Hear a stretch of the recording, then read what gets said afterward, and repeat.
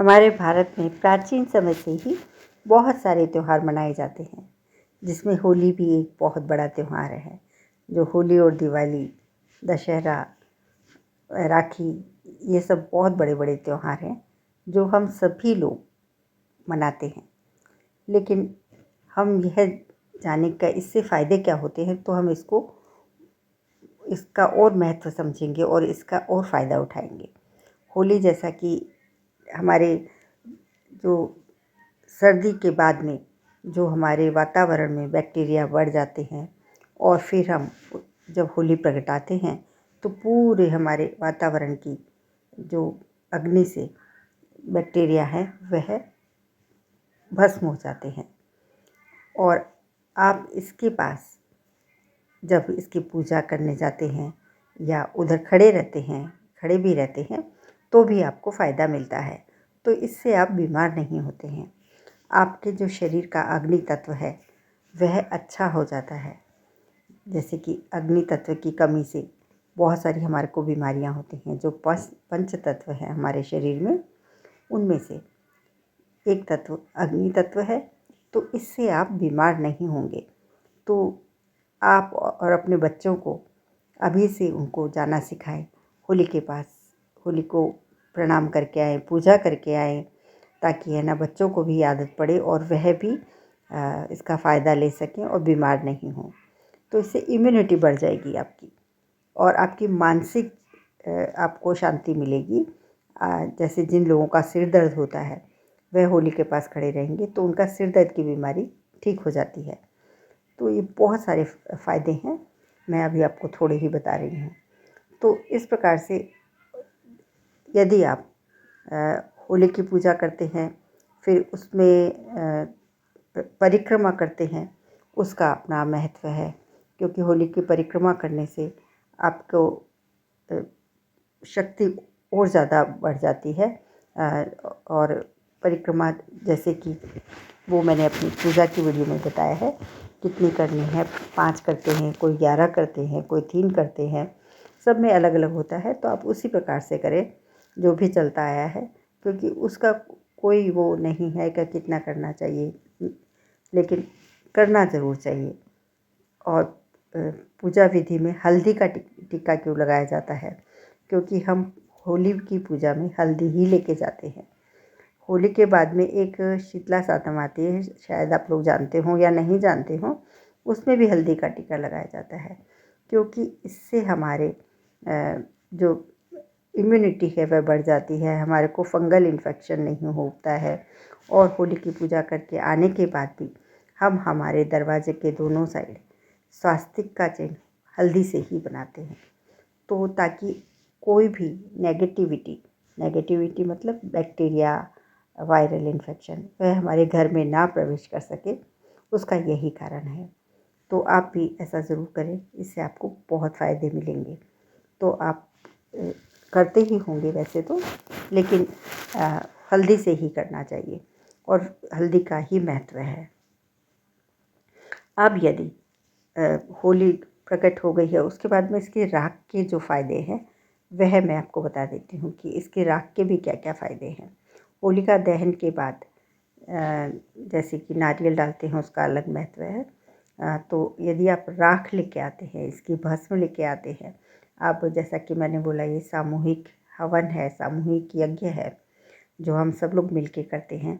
और यह बहुत ही पवित्र, जब जो कि प्रहलाद और हिरण्याकश्यप की सबको कहानी मालूम है, भक्त प्रहलाद की।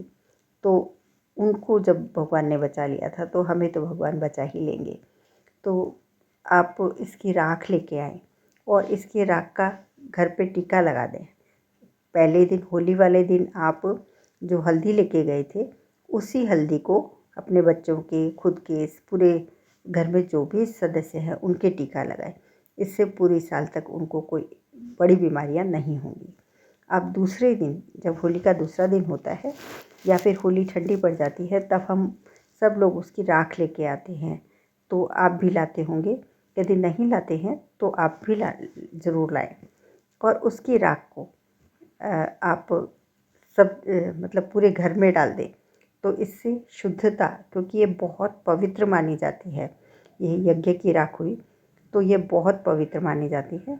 तो पूरे परिवार के इसका टीका लगा लें तो इससे कोई भी बुरी नज़र, जो भी अब आप बुरी नज़र को भूत प्रेत समझिए, कुछ भी समझिए, मेरी तरफ से यही कहना होगा कि जो भी नेगेटिविटी है, जो मानसिक हमारे विचार खराब होते हैं तो हमें डर लगता है, हम डरते हैं, वही भूत प्रेत है, वही हमारा घबराहट है, वही हमें डराता है, तो वह निकल जाती है क्योंकि उसमें बहुत शक्ति होती है। तो वह हमें हिम्मत देती है, हमारी मानसिक स्थिति अच्छी कर देती है। तो होली की राख को आप टीका ज़रूर लगाएं और कुछ नहीं तो। और चाहे जिन लोगों को लगता है मेरे ग्रह दोष हैं, मेरे को किसी ने कुछ ऊपरी हवा है, मेरे ऊपर कुछ किसी ने करवा दिया है, या बहुत डर होता है जिन लोगों को, वो बोलते हैं मेरा तो कोई काम होता ही नहीं है, मैं जो करता हूँ वह उल्टा ही होता है, मेरा बिजनेस नहीं चलता है, मेरे में बहुत नेगेटिविटी है, मेरे घर पे भी बहुत नेगेटिविटी है और कुछ भी उपाय नहीं मिलता है। तो आप होली की राख होती है उसको अपने पूरे शरीर पे लगा लें और लगा के उसको गर्म पानी से नहा लें। तो इससे आपकी पूरी जो नेगेटिविटी है, आपकी कैसी भी, मतलब कुछ भी कहिए आप उसको किसी भी चीज़ का नाम दीजिए, नाम बहुत सारे हो सकते हैं, लेकिन काम एक ही है कि वह निकल जाएगी। तो आप इसका प्रयोग ज़रूर करके देखें, आपको ज़रूर फ़ायदा होगा। अब यदि होली की राख जो होती है उसको, यदि आप व्यापार आपका नहीं चल रहा है तो आप उसको एक लाल कपड़े में एक सिक्का लें और एक शंख लें, छोटी सी शंख, चांदी का टुकड़ा लें और लाल कपड़े में उसको मोती हो तो आप मोती डाल दें और उसको लाल कपड़े में बांध के अपने व्यापार पे रख दें। अब आप बोलेंगे ये तो, लेकिन यह है बहुत काम का है क्योंकि सिल्क चांदी है, फिर लाल कपड़ा है, तो ग्रह के अनुसार देखिए तो ये मोती है तो चंद्र मंगल सभी कुछ इसमें आ गया है। लेकिन मतलब शॉर्ट में मैं कहूँगी तो यही है कि ये फ़ायदा आपको ज़रूर देगा। और होली के दिन यदि हनुमान जी को आप 5 लाल पुष्प या गुलाब के फूल ही चढ़ा देंगे और प्रसाद के साथ, और हनुमान चालीसा कर लेंगे तो आप जो भी मनोकामना करेंगे ज़रूर पूर्ति होती है। तो आप यह करके देखिए, क्योंकि मानसिक आपको शांति मिलेगी। हनुमान जी नेगेटिविटी दूर कर देते हैं, हिम्मत देते हैं, तो आपकी मनोकामना सच्चे मन से करेंगे तो ज़रूर पूरी होगी। अब होलिका दहन में भी बहुत सारे वो होते हैं। आप अपने उस दिन कपड़े उपड़े बाहर नहीं रखें, क्योंकि जो गलत प्रयोग करने वाले भी लोग होते हैं, तो अपने पुराने कपड़े किसी को नहीं दें, इससे आपको नुकसान हो सकता है, क्योंकि कोई गलत कर देता है तो उससे बचें। और किसी की भी मतलब दी हुई आप इलायची लौंग ऐसी चीज़ें नहीं खाएं, क्योंकि यह गलत प्रभाव भी कोई कर सकता है। और गर्भवती महिलाएं हैं वह भी अपने को सावधानी बरतें और बच्चों को होली का टीका ज़रूर लगाएं।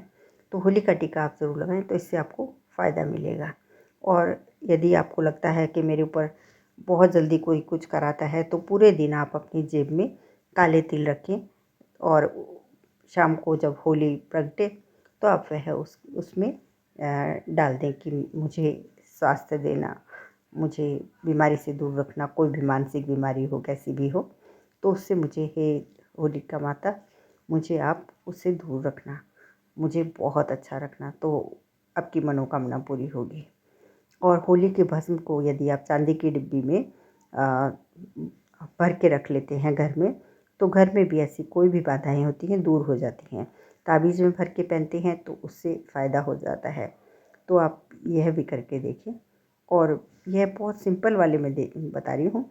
और किसी भी यदि आपकी कोई भी मनोकामना है जो बरसों से आप पूरी करना चाहते हैं और वह नहीं हो रही है, वह कैसी भी हो सकती है, धन प्राप्ति की, नौकरी की, बिजनेस की, बीमारी की, या फिर कुछ भी अपने बच्चों के लिए, घर बनाने के लिए, कैसी भी मनोकामना हो, तो आप 7 गोमती चक्र लें। गोमती चक्र मिल जाते हैं सभी जगह, आप सभी जानते होंगे। तो वह लें और उनकी सुबह अपने मंदिर में, भगवान के जो भी घर पे आप पूजा करते हैं वहाँ पर आप जैसे भी आप पूजा करना चाहें, दिया धूप बत्ती से पूजा कर दें और हाथ जोड़ लें कि और अपनी मनोकामना वहाँ पे बोल दें भगवान को, मेरी ये मनोकामना पूरी हो जाए। तो ये मनोकामना आप 21 बार मंदिर के सामने बोल दें और शाम को जब आप होलिका पूजन करते हैं तभी भी आप यह 7 गोमती चक्र लेके जाएं और पूजा के साथ ही, और अपनी मनोकामना 21 बार आपको वहाँ बोल देनी है। हे ईश्वर, मेरी ये मनोकामना पूरी कर देना, मैं सच्चे हृदय से इसके लिए मेहनत करूँगा। बस इतना आप 21 बार बोलेंगे तो भगवान आपकी मनोकामना ज़रूर पूरी करेगा और आपकी मनोकामना पूरी हो जाती है। ऐसा सभी लोग बोलते हैं कि ऐसा होता है, तो आप करके देखें, ज़रूर होता है। क्योंकि अग्नि में शक्ति है, अग्नि देवता है, अग्नि से ही ईश्वर तक जो हम देना चाहते हैं सभी देवी देवताओं तक पहुंचता है। अग्नि में जो हम भोजन देते हैं वह सभी देवी देवताओं को पहुंच जाता है। तो आप यह सभी प्रयोग आप अच्छे के लिए करें, खुद के अच्छे के लिए, दूसरों के अच्छे के लिए, तभी आपका अच्छा होगा। क्योंकि आप दूसरों का बुरा सोचेंगे, आपका भला कभी नहीं हो सकता है। दूसरों का बुरा करेंगे, आपका अच्छा कभी नहीं हो सकता है। तो इससे हमारे ग्रह दोष की शांति भी होती है और हमारा फ़ायदा भी होता है। तो दूसरों का भला करें, आपका भला होगा।